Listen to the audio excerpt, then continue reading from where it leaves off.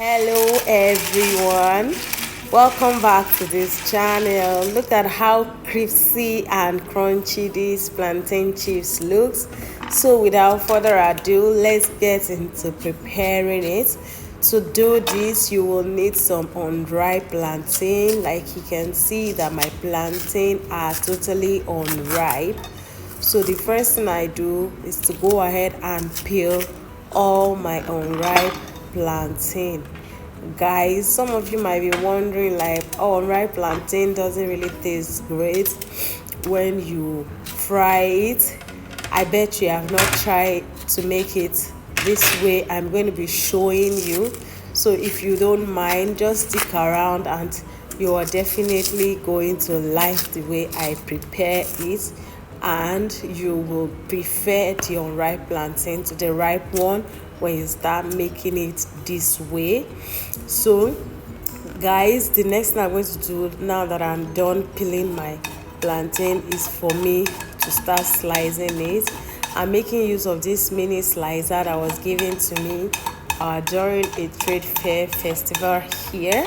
So, and that's what I'm making use of. So, and it's super fast, but if you are going to be making this on a commercial level, I don't think it is going to be the best option for you.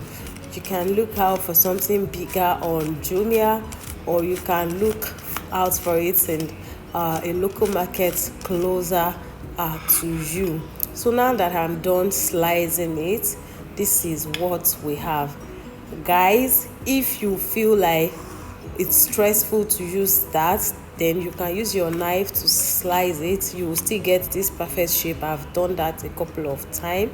So in my mini bowl, I added a teaspoon of salt and 1 tablespoon of sugar and 1 tablespoon of water to dissolve everything together. Then I'm going to pour it on my sliced plantain. Guys, that is the game changer. It changes the taste and the texture. Just try it and come back to testify. Then the next thing is for you to rub it in just the way I did. I rubbed it into my plantain, and the next thing is for me to add in some vegetable oil to my gas burner.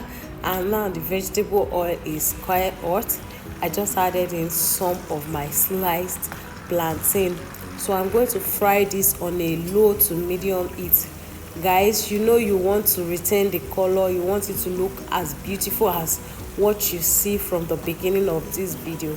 So the way to get to that is for you to make sure you are frying on a low to medium heat, and then you will get the results that you so desire.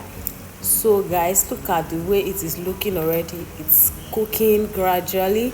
Guys, if you have watched this video to this stage, it means that you enjoyed this video. If you are a returning subscriber, thank you so much for stopping by to watch this. But if this is your first time of coming across my video, guys, kindly subscribe to this channel. It's a way of encouraging me and also telling you that my videos are good, that it can be recommended to a larger audience. So guys, don't forget to subscribe to this channel and hit the notification bell so you get notified each and every single time I post a brand new video. So I packed the first batch, like you can see in my bowl, and then I added in the second set. So that's the way I'm going to be frying it on a low to medium heat, batch after batch.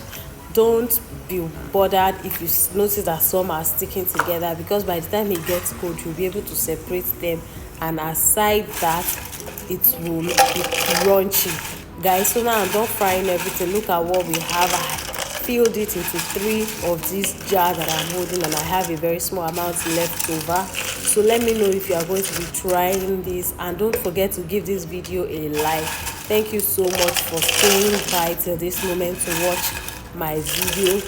And if you would like to see a couple of other videos of mine, just check through my shorts. You will see different recipes there, from condensed milk to mayonnaise to how to make your microwave eggs, and to a couple of drinks video on how to make it there.